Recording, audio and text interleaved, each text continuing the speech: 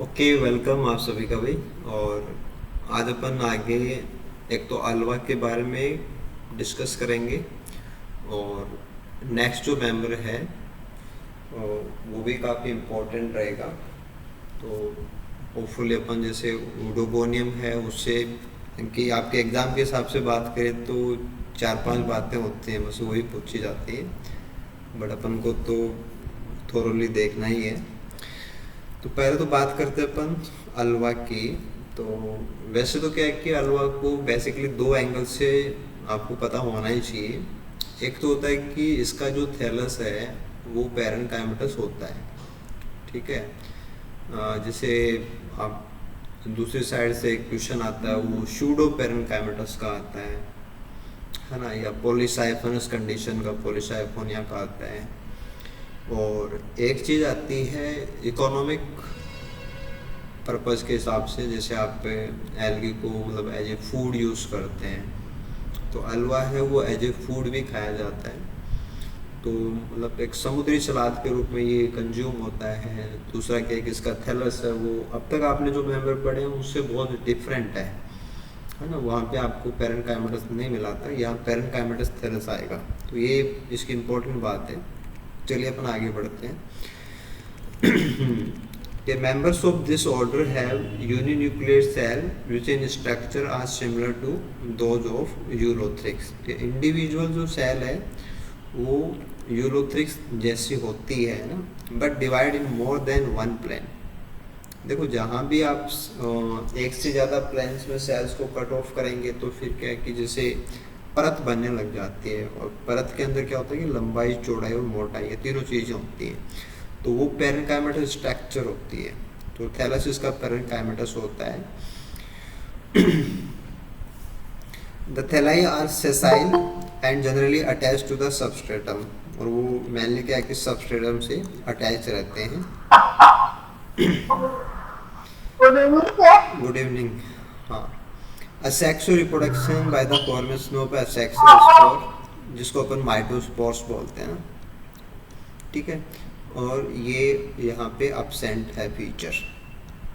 जैसे आपने पीछे के जितने भी मेंबर्स पढ़े हैं उनमें असेक्सुअल रिप्रोडक्शन है, उसमें जैसे हैप्लोइड थैलस होता है तो उसमें माइटोसिस से हैप्लोइड स्पोर्स बनते हैं। तो वो माइटोस्पोर भी अपन कह सकते हैं उनको, बट वो फिनोमेना आपको यहाँ पे absent मिलेगा। तो ये भी आपके लिए इम्पोर्टेंट हो गया कि यहाँ पे असेक्सुअल जो माइटोस्पोर्स हैं वो नहीं मिलेंगे। सेक्सुअल रिप्रोडक्शन बाइफ्लेजिलेट आइसोगैमेट से भी होता है अलवा की बात करें तो। और एंटेरोमॉर्फा के अंदर एनाइसोगेमिया वो पाई जाती है, ठीक है। तो ये तो बेसिक बातें हुई कि आपको रिप्रोडक्शन वाइज ये दोनों चीज़ें पता होनी चाहिए। अब इसके बाद में हम पर्टिकुलर जो फैमिली है अल्वेसी और फिर बाद में जो जीनस है अलवा उसकी बात करते हैं। कि फैमिली वाइज देखेंगे तो यहाँ पे जो मेंबर्स हैं they are exclusively marine forms, है ना, फ्रेश वाटर नहीं है, मेराइन फॉर्म्स हैं। और पैरेन्काइमेटस बात हमारी हुई थी, जबकि कुछ होलो ट्यूब लाइक होती हैं तो वो फिर एंटेरोमॉर्फा होता है। अलवा के अंदर तो फ्लैट स्ट्रक्चर्स होती हैं, चपटी संरचनाएं होती हैं, और ना flat expanse of tissue like ulva. और है ना, तो जो spores are differentiated by meiosis. Mitosis वाले नहीं है यहाँ पे ना, मियोसिस वाले हैं तो आप उनको मियोजूस्पोर या फिर गोनोजूस्पोर बोलते हैं ना। तो माइटोटिक जो स्पोर्स हैं वो एब्सेंट थे। अब बात आती है मैन अलवा की। तो जैसे यहाँ की है ना, अपने बाकी मेंबर्स भी मेराइन ही हैं, ये भी मेराइन ही है। मेनली जो रॉकी सॉल्स होते हैं ना, देखो समुद्र के पास की जो चट्टानें होती हैं उनके लिए एक वर्ड और भी यूज होता है, वो होता है बैंथोस। ये भी कई बार एग्जाम में पूछा जाता है कि बैंथोस हम उन एल्गी को बोलते हैं जो समुद्र के किनारे जो रॉक्स होती हैं उन रॉक्स के आसपास पाई जाती हैं। तो शोर का मतलब समुद्र के पास के चट्टानें है ना, वही होता है जो इंटरटाइडल जोन्स होते हैं, ठीक है। और मेनली जो लिटोरल जोन है उसमें ये मिलते हैं, और इंडिया के हिसाब से अगर गुजरात कोस्ट की बात करें तो अल्वा का लैक्टुआ और रिजिडा ना, ये दो फॉर्म कॉमनली पाई जाती है। थैलस की बात करते हैं यहाँ पे कि थैलस पैरेनकाइमेटस है और फोलिएसियस है। फोलिएसियस का मतलब होता है लीफ लाइक, परनियल जो होता है ना, हिंदी में जिसको आप परनियल बोलते हो ना, फोलिएसियस is bright green. It is broad and flat expanded seed which may be ना इसकी लेंथ वगैरह थिकनेस होती है, और जिसको अपन सी लेट्यूस के नाम से भी जानते हैं, जो मैंने आपको भी बताया था कि एक सलाद के रूप में खाया भी जाता है, और बहुत ही एक नैरो स्टॉक होता है, उससे ये चिपका रहता है, एक बहुत ही छोटा सा स्टॉक होता है, लगभग ये सेसाइल जैसी कंडीशन है।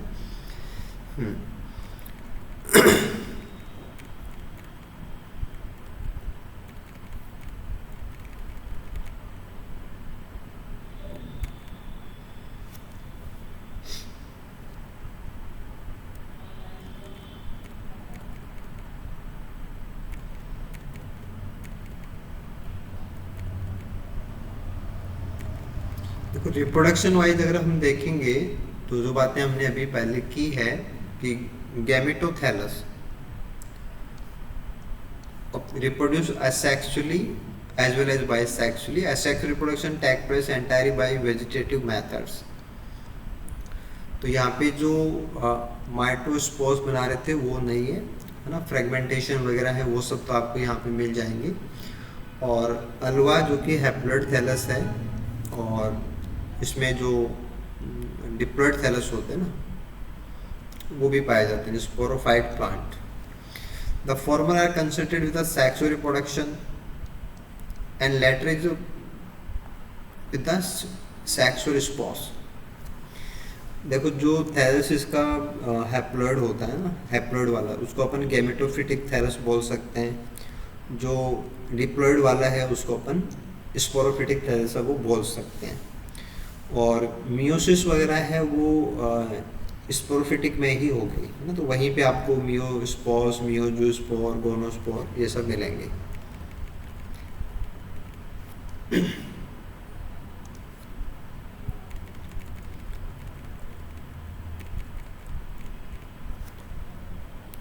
देखो वेजिटेटिव का मतलब तो सिंपली जैसे इसके जो पार्ट्स हैं अगर वो उससे सेपरेट होके नया थैलस बनाए तो वो एक प्रकार का प्रोलिफरेशन ही होता है। तो सूट जो पार्ट होता है ना वो जैसे डिटैच होकर के फ्रैगमेंट्स से वो नया इंडिविजुअल बनाए, सिमिलरली जो अपन पहले लेते हैं वैसा ही होता है।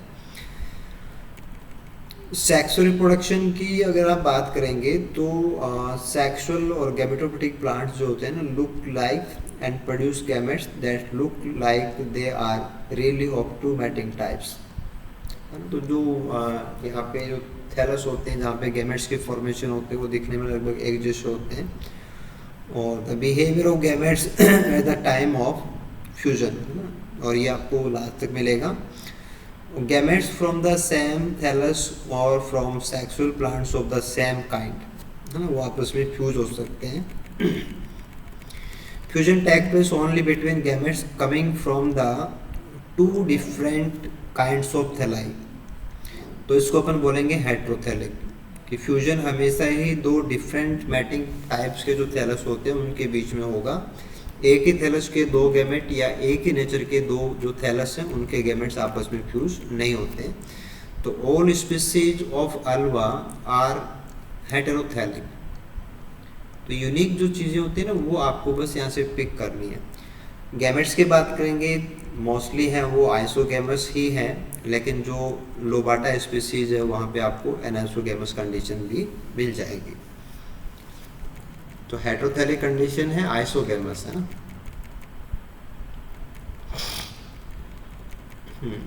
अगर फ्यूजन की बात करें अपन कि fusion take place in the surrounding water between gametes coming from the plants of different mating type, जिनको कि आप प्लस और माइनस बोल सकते हो, है ना, कि एक जो थैलस है जो गैमेट्स बना रहा है वो प्लस स्ट्रैंड के गैमेट्स बन रहे हैं, वहाँ पे दूसरे के अंदर माइनस स्ट्रैंड्स वाले बन रहे हैं, वो आपस में फ्यूज होते हैं। तो जो आपने हेट्रो वाली कंडीशन ली ना वही लेनी है। जब जायगोट जब बन जाता है उसके बाद में नेक्स्ट जो डेवलपमेंट होता है कि जायगोट जर्मिनेट करेगा और it does not undergo reduction division on germination. तो अगर आप रिडक्शन डिवीजन यहाँ पे नहीं कराएंगे तो जो इसके बाद में जो डेवलपमेंट होगा वहाँ पे जो सेल्स वो 2n ही बनेंगी।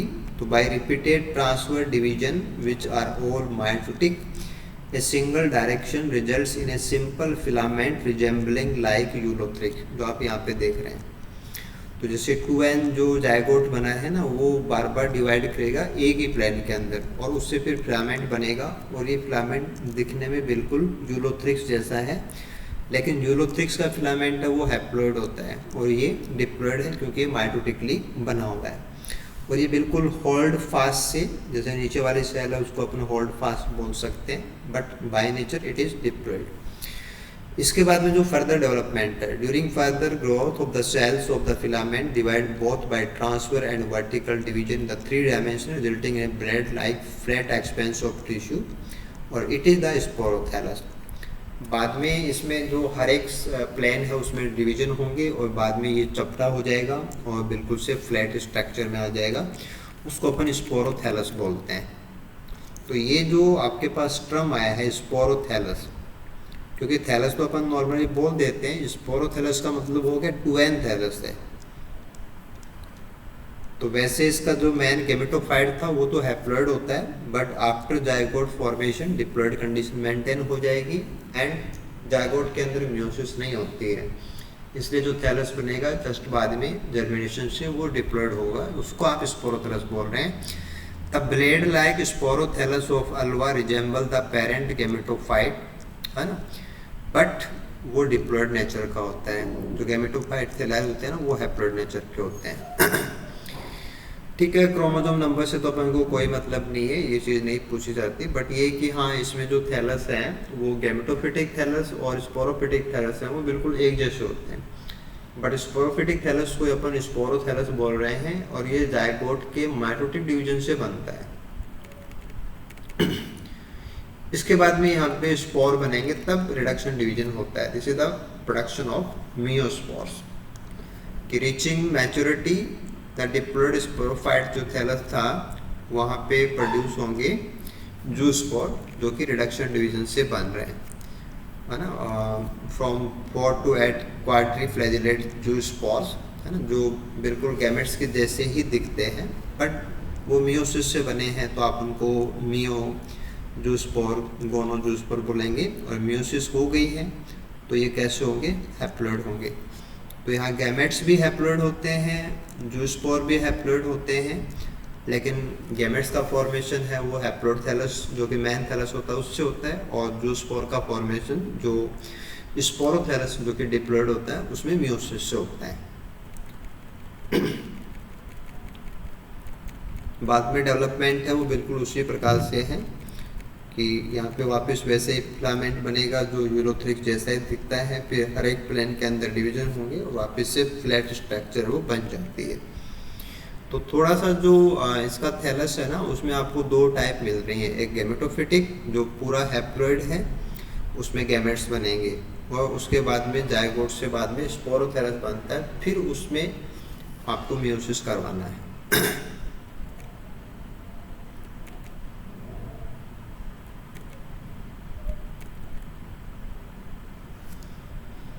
अब देखो यहाँ पे जैसे 2 प्रकार के थैलस आए थे, एक गैमेटोफिटिक आया एक स्पोरोथैलस आया, लेकिन दोनों दिखने में बिल्कुल हूबहू होते हैं, केवल क्रोमोसोम की संख्या का अंतर होता है कि एक हैप्लॉइड होता है एक डिप्लॉइड होता है।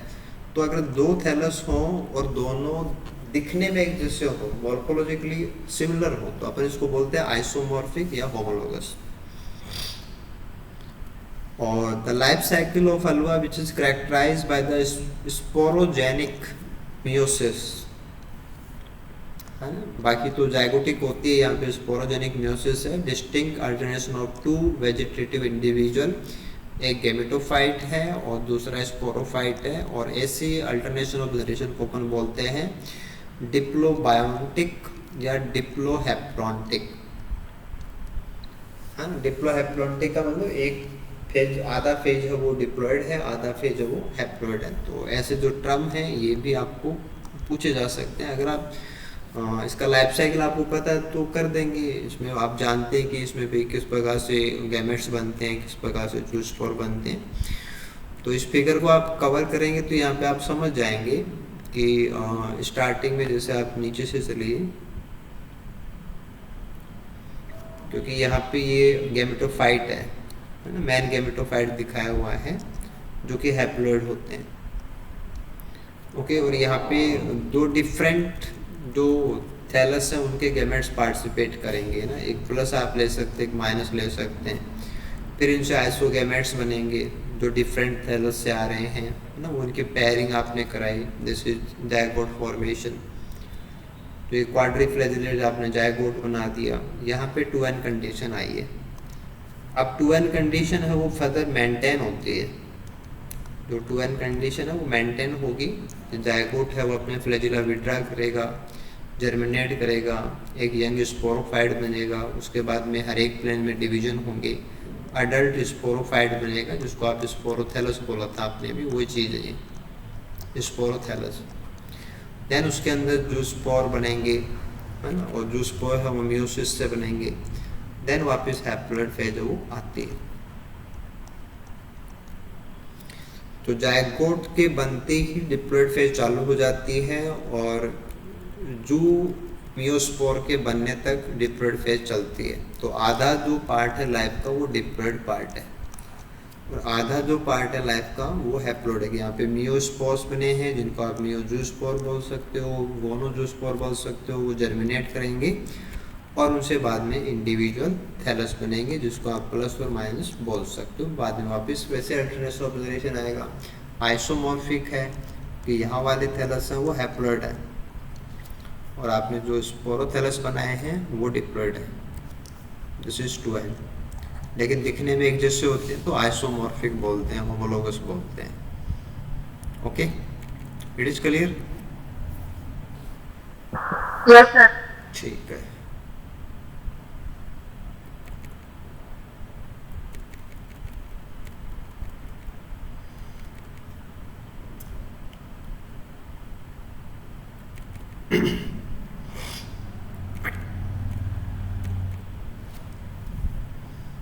ठीक है, इकोनॉमिक इम्पोर्टेंस जो कि हमने बात की थी है ना, it is use for a food, as a food. Sea lettuce अपन बोलते हैं तो एज ए फूड इसको खाया जाता है।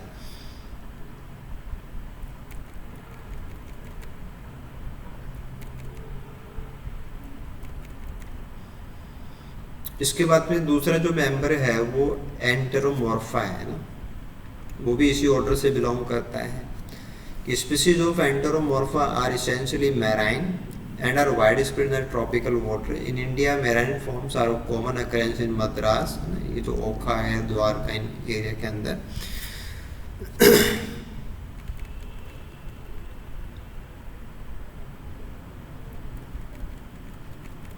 तो स्पीसीज से तो अपन को कोई मतलब नहीं रहेगा। आप थैलस के बारे में समझिए, थैलस को आपको पता होना चाहिए।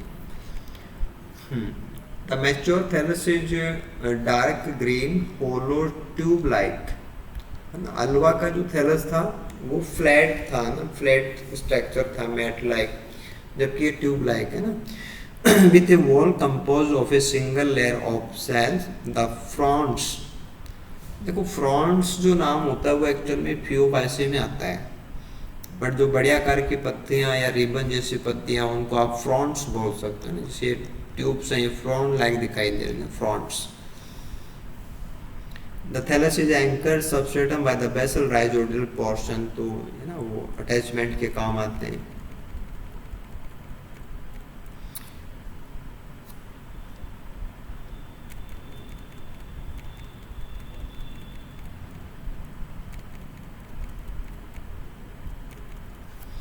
रिप्रोडक्शन यहाँ पे भी वेजिटेटिव और सेक्सुअल ही है। वेजिटेटिव के अंदर तो ना सेपरेशन और प्रोलिफरेशन सूट जो आपने अलवा में लिया था उसी प्रकार से है कि जो ट्यूबुलर पोर्शंस हैं वो डिटैच होकर के नया थैलस बना सकते हैं। सेक्सुअल रिप्रोडक्शन की अगर हम बात करें तो बाइफ्लैजिलेट गैमेट्स हैं वो यहाँ पे बनेंगे, they are haploid in nature, fusion gametes में अलाइक और अनलाइक इन साइज, है ना।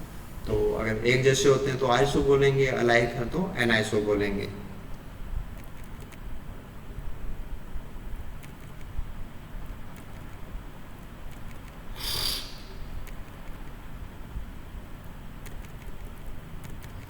बाकी जो डेवलपमेंट है वो लगभग उसी प्रकार से है, स्पोरोफाइट सेल्स वगैरह, स्पोरोफाइट की फॉर्मेशन, बाद में आप म्यूसिस कराएंगे, म्यूजियोस्पोर बनेंगे, कोनो वाले बनेंगे, देन आप उनको जर्मिनेट कराएंगे, फिर थैलस बनेगा। तो बिल्कुल अल्वा जैसा ही है, लेकिन यहाँ पे जो थैलस है वो ट्यूब लाइक है और वहाँ पे फ्लैट स्ट्रक्चर होती है। और इकोनॉमिक इम्पोर्टेंस वाइज देखेंगे तो वन थिंग कि पर्टिकुलर जो कंपाउंड यहाँ से एक्सट्रैक्ट होता है ना, extracted a potential anti tuberculosis drug from Enteromorpha, it is still semi purified fraction. तो एंटी टीबी जो ड्रग्स हैं वो उससे तैयार होती है, ट्यूबरकुलोसिस के अगेंस्ट ये काम करता है। तो ये पूछा जा सकता है आपसे एंटेरोमॉर्फा, क्योंकि इसका मेडिकल यूज है।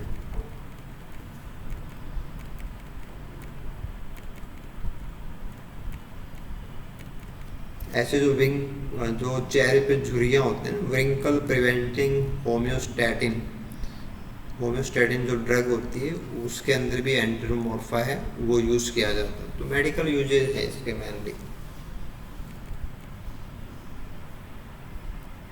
तो बिल्कुल उसी प्रकार से आप यहाँ भी चलेंगे। देखो आपने गैमेटोफाइट थैलस लिया है, देन आप गैमेट्स बनाएंगे, फ्यूजन होगा, जायगोट पे आ गए हैं, है ना। उसके बाद में स्पोरोफाइट थैलस है, स्पोरेंजियम है, देन म्यूसिस है, देन म्यूजियोस्पोर्स है ना, ये सब बनाएंगे और बाद में वापस से हैप्लोइड थैलस आएगा। तो आधा भाग जो है म्यूसिस ना, फ्यूजन के बाद और म्यूसिस से पहले तक का ये सारा 2n है और ये हैप्लोइड है। तो बिल्कुल उसी प्रकार से आप हैप्लोबायोटिक इसको बोल सकते हैं।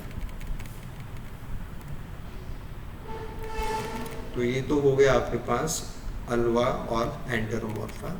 कुछ क्वेश्चंस हैं, इनको आप चेक कर लेना, इन पे आप प्रैक्टिस भी कर लेना।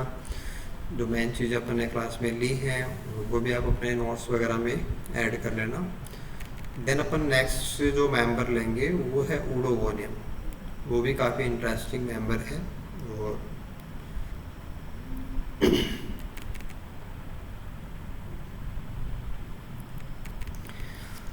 तो यहाँ जो ऑर्डर रहेगा वो तो है ऊडोगोनियलिच, और एज ए मेंबर यहाँ पे अपन पढ़ेंगे ऊडोगोनियम, और दूसरा मेंबर जो होता है दैट इज बल्बोकीट। तो दोनों ही मेंबर मतलब ऊडोगोनियम ज़्यादा कॉमन है, ज़्यादा इम्पोर्टेंट है, बल्बोकीट की स्ट्रक्चर भी पता तो होनी चाहिए। तो एज ए जनरल बात करते हैं कि ऑर्डर वाइज क्या कैरेक्टर्स अपन को पता होने चाहिए कि Oedogoniales are essentially a group of fresh water green algae. तो हैबिटाट का पता तो आपको होना ही चाहिए ना, कि कौन सा एल्गी कहाँ पाया जाता है ना। हाँ, which love to grow in quieter situations and usually sun flowing waters, यानी कि बहुत ही धीरे धीरे बहने वाला जो पानी होता है, बहुत ही शांत पानी वहाँ मिलेगा, और स्पेशली जो होल्ड फास्ट है उससे चिपके हुए रहते हैं। द थैलस इज ब्रांच्ड, जैसे कि आपका ओडोक्लेडियम के अंदर है, बल्बोकीट के अंदर है, और ऊडोगोनियम तो पूछा जाता है अनब्रांच फिलामेंट के लिए, तो यहाँ तो ब्रांचिंग होती नहीं है, फिलामेंटस है। वेजिटेटिव सेल्स जो होती है वो ब्रॉडर होती हैं, broader near the interior and thus exhibit apical basal polarity, कि इंटीरियर भाग के ऊपर वो थोड़ी सी चौड़ी होती है। क्लोरोप्लास्ट जो होता है वो पैराइटल होता है, भित्ति के साथ साथ होता है, वो एक जाल जैसा होता है, और उसमें पैडेड पोर्शंस होते हैं, कि पैड लाइक पोर्शंस होते हैं जहाँ पायरिनोइड्स वो पाए जाते हैं। Method of cell division is unique. Cell division का तरीका क्या होता है? By annular splitting of lateral walls, कि लेटरल वॉल्स हैं वो एक रिंग की तरह स्प्लिट होती है, एनुलर का मतलब रिंग होता है, और फिर अगर ऐसा होगा तो यहाँ पे कैप्स बनती हैं जिनको अपन कैप बोलते हैं, एपिकल कैप बोलते हैं, और कैप का पाया जाना इन एल्गी का एक मेन करेक्टर होता है कि आप इनको कैप से पहचानते हैं, जैसे कि ओडोगोनियम की बात आती है, इनको कैप एल्गी भी बोला जाता है। There is a subapical ring of numerous flagella around the anterior end of reproductive cells, जैसे कि जूस्पोर, एंड्रोस्पोर, मेल गैमेट। तो यहाँ जो किनारा होता है, जैसे आप एक स्ट्रक्चर बनाए, ये जो एंटीरियर एंड है, यहाँ पे काफ़ी सारे फ्लैजेला होते हैं, न्यूमरस फ्लैजेला। ऐसा तो ये जो फीचर है ये यूनिक है ना। चाहे जूस्पोर बनाएंगे, चाहे आप एंड्रोस्पोर बनाएंगे, मेलगेमेट बनाएंगे, तो वहाँ पे फ्लैजिला का नंबर है वो कई सारा होता है ना। बाई फ्लैजिलेट, क्वाड्रा ऐसा नहीं होता है, मल्टी फ्लैजिलेट कंडीशन होती है। Asexual reproduction by means of multi flagellate zoospore from a single पर, है ना। उसका डेवलपमेंट भी एक जूस्पोर एंजिन में एक ही जूस्पोर बनता है ना। अदरवाइज तो अपन एक जूस्पोर एंजिन में बहुत सारे जूस्पोर बनाते हैं, एक गैमेट एंजिन में बहुत सारे गैमेट्स बनाते हैं। Sexual reproduction is advance type oogamy, और यहाँ पे स्पेशल प्रकार के सेक्स ऑर्गन्स मिलेंगे जिनको आप ओगोनियम और एंथ्रीडियम बोलते हैं। तो अब से पहले के जो मेंबर आपने पढ़े हैं उनमें ओगोनियम, एंथ्रीडियम ऐसी संरचनाएं नहीं आएंगी। और ओगोनियम की कुछ स्पीसीज के अंदर कुछ खास प्रकार के बहुत छोटे छोटे फिलामेंट बनते हैं जो कि मेल फिलामेंट होते हैं, उनको ड्वार्फ मेल प्लांट बोलते हैं, या कई बार उनका एक अलग से नाम भी होता है, दैट इज नैनेंड्रियम भी हमारे पास आ जाएगा, इनको नैनेंड्रियम बोला जाता है। ओके देन आगे बढ़ते हैं कि the order includes a single family Oedogoniaceae is represented by 3 genera Oedocladium, Bulbochaete and Oedogonium.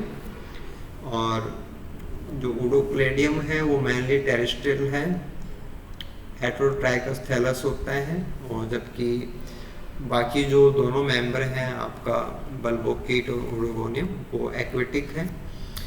Oedogonium is the only one with the unbranch filament, बाकी के अंदर ब्रांचिंग होती है, जैसे ओडोगोनियम आप यहाँ पे देख रहे हैं ना, इसमें ब्रांचिंग नहीं है। और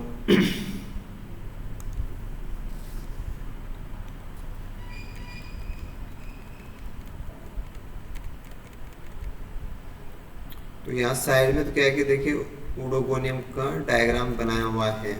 तो बेसल जो सेल होते हैं वो तो होल्ड फास्ट के रूप में काम करेगा।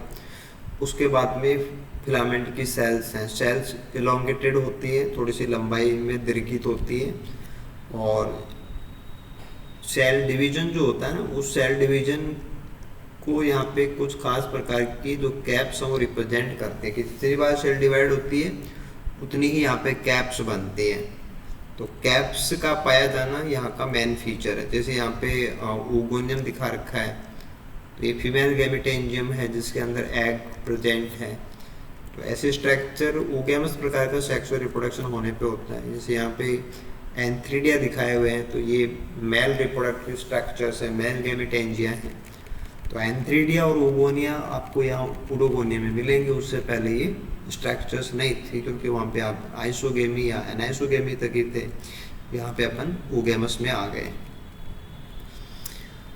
देखो ओडोगोनियम की बात की जाए तो ये एकदम से कॉमनली मिलने वाला सबमर्ज एक्वेटिक एल्गी है, और मोस्टली जो फ्रेश वाटर होता है उसके अंदर आराम से मिल जाता है, जो आपने स्टार्टिंग में बातें की थी।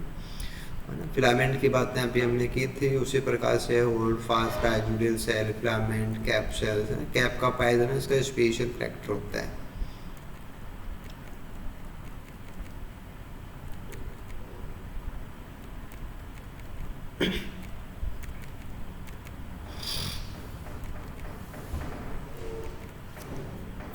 ये तो क्या कि आप ध्यान ही देंगे कि यहाँ पे जब भी सेल डिवाइड होती है तो कैप बनती है, तो कैप सेल्स वो मिलेंगे आपको। तो ओडोगोनियम को आप कैप सेल से आइडेंटिफाई कर दो, पूछा भी जाता है, क्वेश्चन भी पूछा जाता है ना, कैप सेल को लेके आता है। तो ओडोगोनियम खास एग्जांपल है कैप सेल का।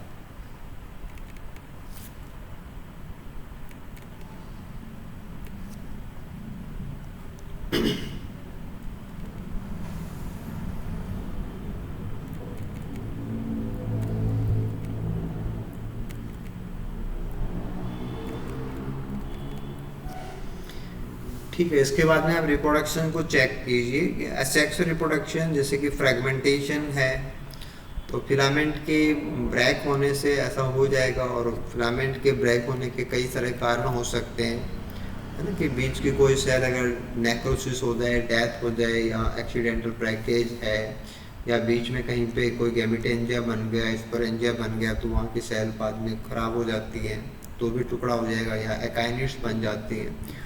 तो जो कॉमन मैकेनिज्म अपन पढ़ते हैं एल्गी के अंदर, वही सारी बातें। इसके बाद में जैसे जूस्पोर की बात आती है ना, तो जूस्पोर यहाँ का स्पेशल है, यहाँ के गैमेट्स हैं वो भी स्पेशल है। स्पेशल बात क्या थी कि उनके पास बहुत सारे फ्लैजिला होते हैं, मल्टी फ्लैजिलेट, फ्लैजिला की पूरी एक रिंग होती है।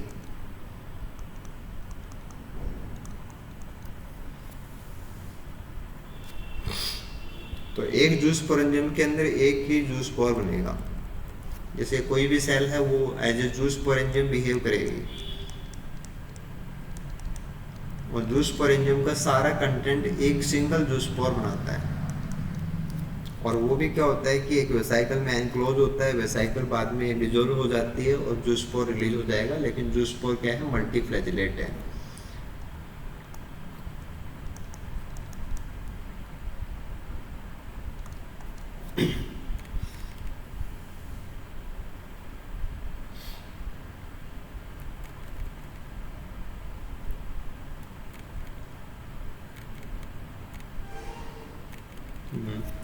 देखा कि it has a ring of short flagella at the base of colourless beak like forward and.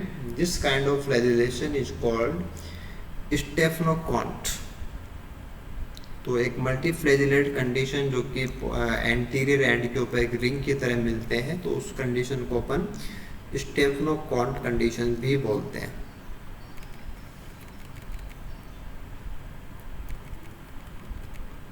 ठीक है, उस बाद में जर्मिनेशन ऑफ जूस्पोर है, तो बिल्कुल उसी प्रकार से एक बेसल सेल है वो वर्ल्ड पास बनाएगी, बाद में वेजिटेटिव सेल है वो डिवाइड करेगी, कैप्सूल्स आपको मिल जाएंगे, फिलामेंट वापस से बन जाएगा। इसमें कुछ भी स्पेशल नहीं है। एकाइनेट फॉर्मेशन जो भी होती है वो हमेशा ही आपको एडवर्स कंडीशन में लेनी होती है, तो उसका भी कोई इश्यू नहीं होता। इसमें यहाँ पे होगा या ना होगा उससे कोई फ़र्क नहीं पड़ता है। बट आपको पता होना चाहिए कि एकाइनेट जो होती है ना वो हमेशा ही एडवर्स कंडीशन में बनती है। पेरिनेशन का वे होती है कि एक ख़राब और एडवर्स कंडीशन को पास करने का एक तरीका होता है एकाइनेट फॉर्मेशन।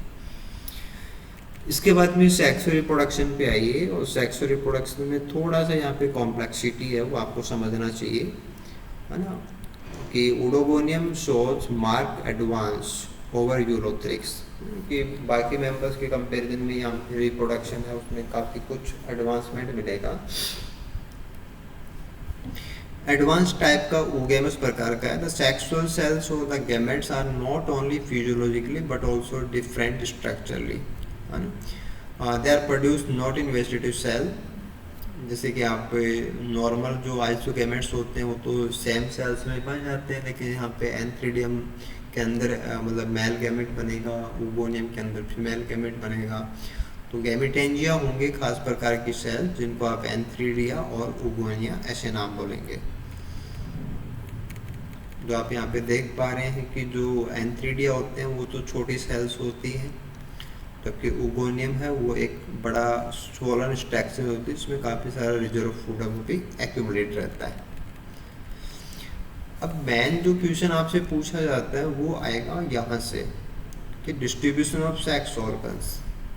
ये आपको थोड़ा अच्छे से पता होना चाहिए कि ओडोगोनियम के अंदर जो सेक्सुअलिटी है उसका क्या पैटर्न क्या होता है, कि several patterns of distribution of sex organs found in Oedogonium depending on the distribution of sex organ, कि सेक्स ऑर्गन्स का डिस्ट्रीब्यूशन क्या है इसके आधार पे ओडोगोनियम को आप डिवाइड कर सकते हैं। एक तो होते हैं मैक्रोएंड्रस और एक होते हैं नैनोएंड्रस। तो ये दोनों ही चीज़ें बड़ी इंपॉर्टेंट हैं।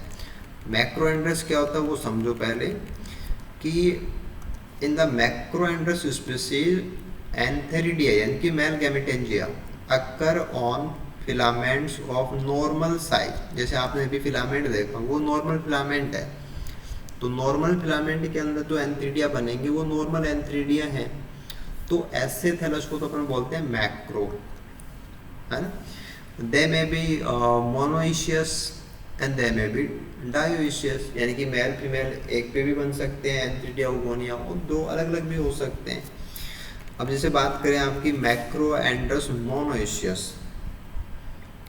है ना, कि एंथ्रीडिया नॉर्मल फिलामेंट पे बनेंगे और मोनोइशियस कंडीशन होंगे। The antheridia and oogonia in monoecious macrandrous species occur on the same filament. ठीक है, देखो ये मैंने आई होप आपको पहले बताया होगा, और ना भी बताया तो आप याद रखना। जहाँ भी आता है मोनोइशियस, जैसे यहाँ पे लिखा है मोनो और ईशियस, तो जहाँ भी ईशियस आता है ना, ईशियस का मतलब आप समझिए needed body to complete sexual reproduction। कि सेक्सुअल रिप्रोडक्शन को पूरा करने के लिए कितनी बॉडी चाहिए। अगर लिखा है मोनो तो एक बॉडी चाहिए, अगर लिखा है डाई तो दो बॉडी चाहिए। अगर आपको एक ही बॉडी चाहिए इसका मतलब मेल और फीमेल एक पे ही होंगे। अगर आपको दो चाहिए तो मेल एंड फीमेल है वो सेपरेट होंगे। तो ऐसा क्या है कि कंफ्यूजन ना हो आपको, इसलिए आपको थोड़े से ट्रिक्स हैं वो भी अप्लाई करनी चाहिए, ध्यान रखना चाहिए आपको। तो दे आर बाइसेक्सुअल, क्योंकि यहाँ से ट्विस्ट आता है, जो मोनोइशियस होता है वो बाइसेक्सुअल होता है। तो एक कंट्रोवर्सी है, मीनिंग की कंट्रोवर्सी है कि मोनो से सिंगल का अर्थ निकलता है, बाई से डबल का अर्थ निकलता है, तो इसलिए कंफ्यूजन होता है आप लोगों को। ऐसे कुछ स्पीसीज हैं वो मैक्रोएंड्रस होते हैं लेकिन डायोसियस हो जाती है। ओके, एग्जाम्पल्स का तो कोई इश्यू नहीं है, ये नहीं पूछा जाएगा। एग्जाम्पल तो जैसे बात पूछी जाती है वो नेनेंड्रस की पूछी जाती है, क्योंकि थोड़ा सा स्पेशल पॉइंट होता है। अब दूसरा जो थैलस है, एक तो जैसे मैक्रोएंड्रस हो गया, तो दूसरा होता है नैनोएंड्रस। नैनो का मतलब बहुत स्मॉल साइज से होता है, ये नैनेंड्रस बोलते हैं इसको। नैनो से नैनन आया है, नैनेंड्रस का बहुत स्मॉल साइज। कि some dioecious species of Oedogonium exhibit dimorphism। Dimorphism का मतलब होता है कि मेल और फीमेल के अंदर अंतर होना, या बॉडी का जो शेप है उसमें बहुत बड़ा अंतर होना, जो कि बहुत स्पष्ट हो, जो दिखने में बहुत आसान हो। कि the male and female filaments show distinct morphological differences. क्योंकि यहाँ पे देखो फिलामेंट ही थैलस है, तो मेल एंड फीमेल थैलस भी बोल सकते हो, फिलामेंट भी बोल सकते हो। In these forms, antheridia are produced by a special much reduced male filament। तो बहुत ही छोटा सा मेल फिलामेंट होता है जिसके ऊपर ये बनते हैं एंथ्रीडिया। जो मान लो कि आपने यहाँ पे साइड में दिखाया ना, ये एक सिंगल एंथ्रीडियम है, लेकिन इसका साइज बहुत छोटा है, तो आप इसको क्या बोलेंगे, नैनेंड्रियम बोलेंगे। तो एक तो नॉर्मल एंथ्रीडिया होते हैं, वो तो फिलामेंट के नॉर्मल सेल्स के अंदर ही बनेंगे वहीं पे, तो वो मैक्रो होता है। और ये नैनो होते हैं, माइक्रो नहीं बोलते इनको, नैनो बोलते हैं इनको। ड्वार्फ मेल भी बोल सकते हो, है ना, जो छोटा सा फिलामेंट है ना, ये एक ड्वार्फ मेल है। और ये जैसे आपका जो फिलामेंट है जो कि नैनेंड्रियम कहलाता है, ये एक्चुअल में जो मैन जो थैलस होता है उसके ऊपर ही ग्रो करता है, तो एपिफाइट होता है, एपिफिटिकली ग्रो करता है attach to the female filament. तो जैसे ये मैन फिलामेंट यहाँ पे ओगोनियम दिख रहा है, तो ये तो क्या है, मैन फीमेल फिलामेंट है, और फीमेल फिलामेंट के ऊपर एज ए, है ना, एपिफाइट ग्रो करता है, और साइज भी बहुत छोटा होता है, लेकिन बाई नेचर मेल ही है, तो ड्वार्फ मेल या नैनेंड्रियम कहते हैं। तो ये थोड़ा सा पॉइंट यहाँ पे इंटरेस्टिंग और स्पेशल है, जैसे कैप्चर स्पेशल है ना, वैसे नैनेंड्रियम स्पेशल है यहाँ का। बात समझ रहे हैं ना आप लोग? Yes sir. ठीक है, ठीक है।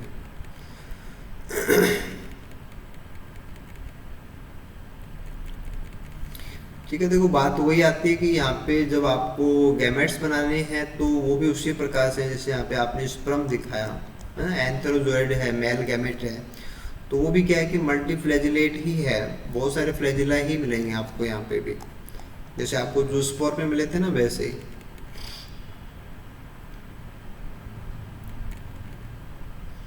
ओगोनियम का कोई खास स्पेशल पॉइंट नहीं होता है। ओगोनियम एक फ्लास्क लाइक सोलन स्ट्रक्चर होती है, रिजर्व फूड मटेरियल भरा रहता है। और ओगोनियम के जस्ट नीचे जो सेल होती है उसको अपन सपोर्टिंग सेल या सफोल्ट्री सेल बोलते हैं।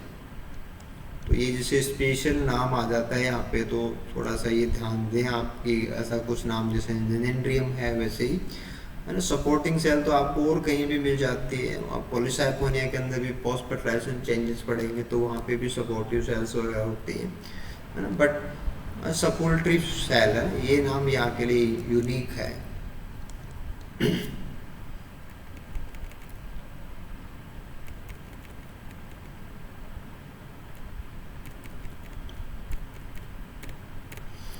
ठीक है, अभी अपने बात की थी कि जो नेनेंड्रस स्पीसीज होती हैं वो डायोसिस होती हैं और वहाँ पे डायमॉर्फिज्म भी आपको मिलेगी।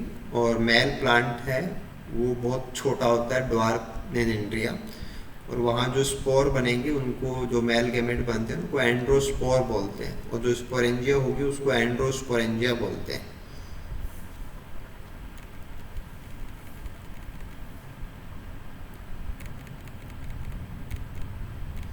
तो जैसे आपने यहाँ पे एक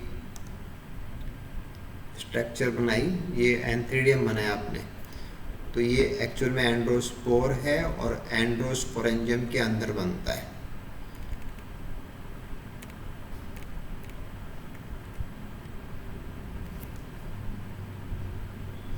अब देखो यहाँ पे एक नाम और आ गया कि इफ द एंड्रोस्पोरेंजिया है ना, जैसे ये एंड्रोस्पोरेंजियम है, if the androsporangia are borne in the oogonial filament, कि जो मेन जो फिलामेंट होता है उसी के ऊपर अगर वहीं पे बनते हैं तो ऐसी स्पीसीज को हम बोलेंगे गाइनेंड्रोस्पोरस।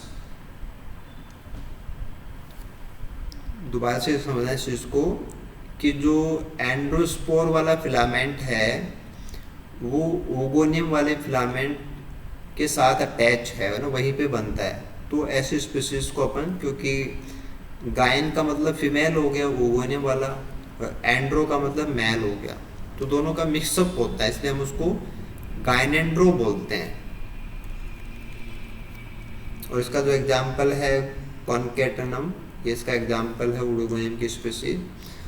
और the oogonium filament bearing the nannandria है ना, जैसे कोई भी फीमेल फिलामेंट जिसके ऊपर नेनेंड्रियम लगा हुआ है उसको अपन गाइनेंड्रोस्पोरस नेनेंड्रस फिलामेंट बोलेंगे।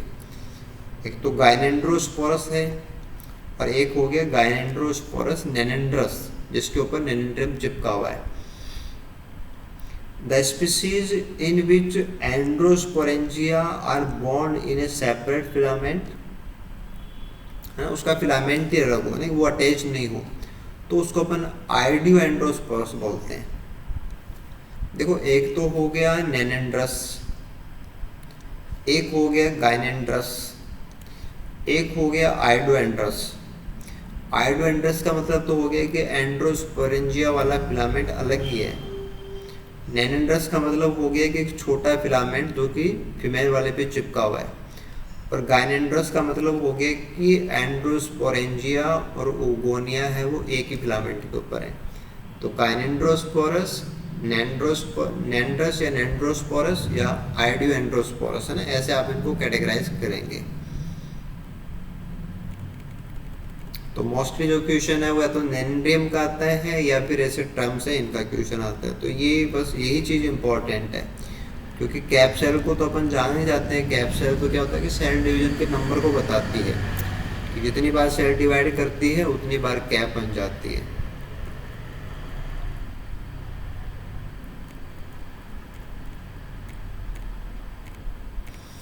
ठीक है, देखो यहाँ पे इस चीज़ को थोड़ा सा हाईलाइट करके बताया हुआ है कि this is the origin of nannandrous species. कि ये आपको बाकी जगह पे नहीं मिलता, यही मिलता है कि the production of dark male filament is a very special feature of Oedogonium. The consensus of opinion support the view that nannandrous species have originated by specialisation from the macrandrous species कि उसका जो size का reduction है वो हुआ होगा और बहुत ही स्मॉल साइज की जो फिलामेंट्स हैं वो बने हैं। तो ये यहाँ का यूनिक फीचर होता है, नैनोड्रस का पाया जाना ओडोगोनियम का बहुत स्पेशल फीचर है।